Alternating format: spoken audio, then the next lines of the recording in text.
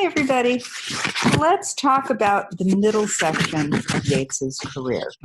The middle section begins with a collection of poems entitled The Wild Swans at Coole, and that particular poem, the namesake poem, is one of the ones assigned to us. We're also going to be looking at the Irish Airman Foresees his death, Easter 1916, and the Second Coming. And all of these are going to make use of the same images and techniques that we saw exhibited in the early poetry. But we're going to see Yates moving away from the, what would you say, the use of archaic Irish themes and motifs. And instead, he's going to be much more interested in describing right now and right here, but in terms of a kind of mythic past that's been reconceived. So what do I mean by that? Well, let's start with Wild Swans at Coole. So Coole was part of an estate that belonged to a woman named Lady Gregory, and she was one of Yates's patrons. And she would invite him to come write, and so he would. And this was in the vicinity of Sligo, in the northwest of Ireland, where Yates loved to spend time. And of course, this is one of those places that connected him with that sense of being elementally Irish, but writing in a universalized way. So he's going to begin. The trees are in their autumn beauty. And immediately what's conjured for us is Wordsworth, Keats. This will be birds like Keats and Keats's nightingale. And the whole sort of sense of romantic poetry. But it's going to be romantic with a very different twist. We're going to hear about how the woodland paths are dry. We're going to hear under the October twilight, the water mirrors a still sky. And we've heard Yates talk about water already. Water was, of course, integral for Lake Isle of Innisfree. And that word still, which I didn't mention to you, but I'm mentioning now, because it's going to follow along with all of the poetry that we're about to read.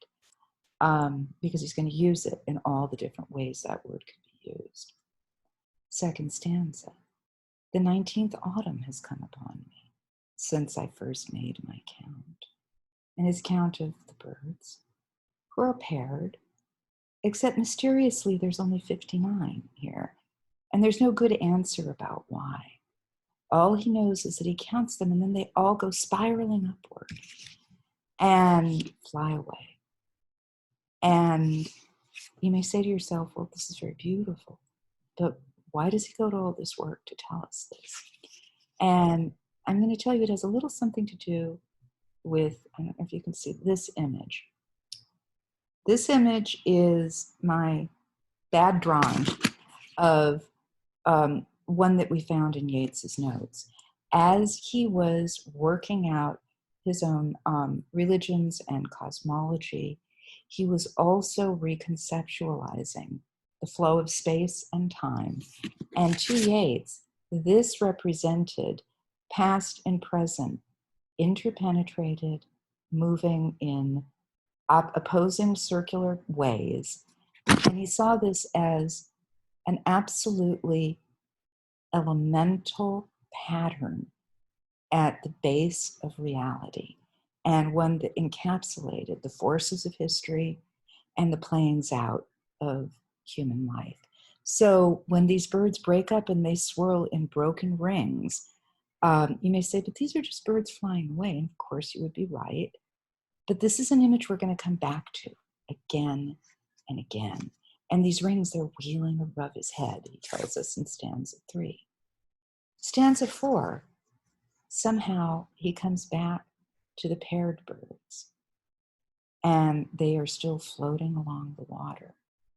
But by stanza 5, he's going to begin with that word but. And that word is a tricky word because it suggests that there's been a precursor, like sort of statement, either to be agreed or disagreed with. And what comes out is, but still, and there's that word still again. And remember, Yates can repeat a word almost infinitely, but we don't hear it as a repetition.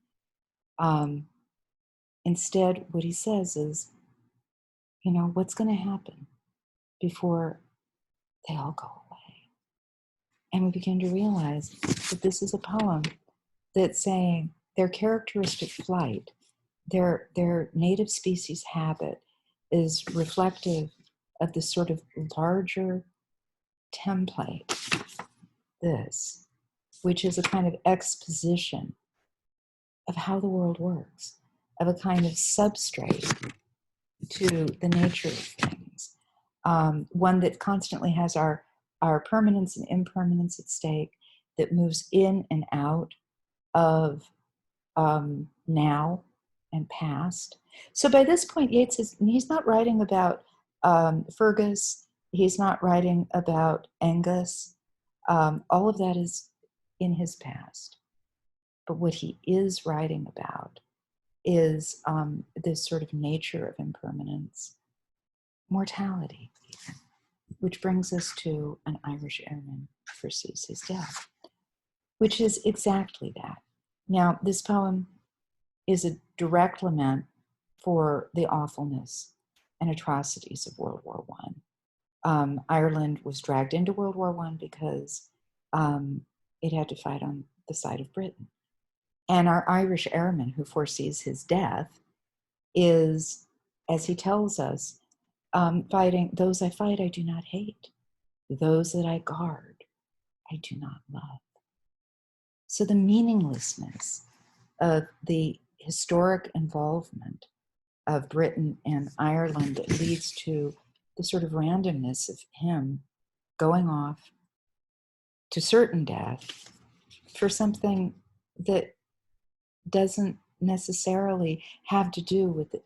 It's really quite an extraordinary poem. It counterpoints wonderfully with another of ours, which is Easter 1916. And this is one of Yates's great poems and stands as one of our great documents in literature of the events of 1916.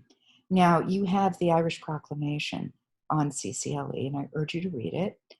And this poem commemorates the signers of that document, all of whom were executed by Britain in the course of its putting down of this rebellion. And what we have is a sort of valorizing of their heroism, at the same time as lamenting the terrible violence. In fact, the refrain that we hear through the poem is, "A terrible beauty is born." And that terrible beauty, of course, is the wild, wanton, infant, ungoverned impulse toward creation of a state, of an autonomous state. Now remember, Yates has been one of the people passionately arguing for the autonomy of Britain, and in his earlier career was part of that literary movement that sought to achieve that. But Yates also liked social order and found revolution frightening, terrifying, threatening. There's even a suggestion that there's a kind of maybe authoritarian impulse to some of his thinking. Better perhaps than Ezra Pound, another one of our great poets, who really was out and out fascistic as his work unfolded. So Yates doesn't seem to have gone quite that far, but there is a strain of wanting order. Now, what this poem gives us isn't a regret for 1916, but a true lamentation for the death of its signed heroes, including McBride, who was Major McBride, husband to Yates's beloved Maud Gunn, who was one of the signers who was executed. And, the sort of guilt and feud and jealousy is atoned for here. Yates lifts him along with the others to the status of hero for the fallen, for the hero of the rising. Okay, all of this brings us to the second coming, which is which is one of the great poems of the world, and a poem in which so much comes to a kind of tipping point.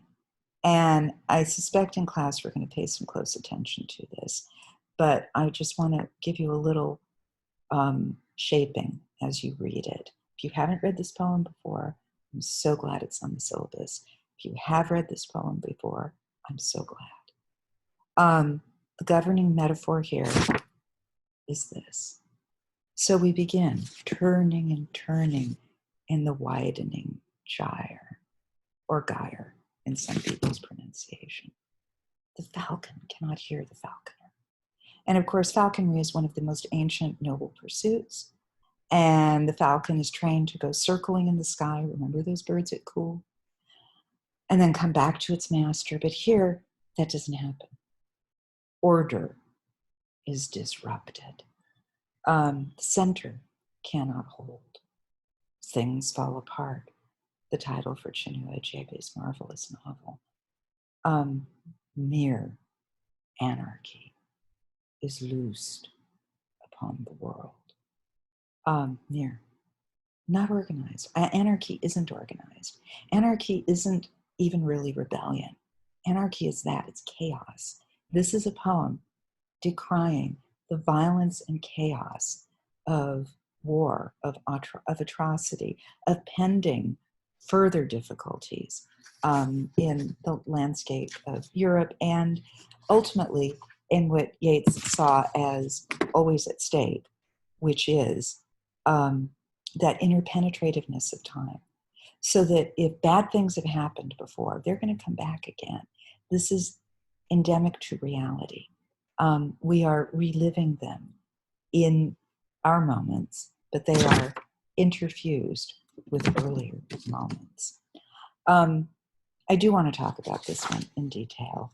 So I'm just going to touch on a couple more lines. In the second stanza, of course, we have the second coming invoked. And so we have the whole context of Christianity and what in that cycle of historical time, because Yates perceived these cycles as recurring, the good and the bad that gets unleashed, including the reeling, R-E-E-L, and we'll talk about that word and several others, shadows of indignant birds. There's a ferociousness to this poem. And anyway, we will pick up together with that. So I'm going to stop now, and the next and final mini lecture will be about the later poems.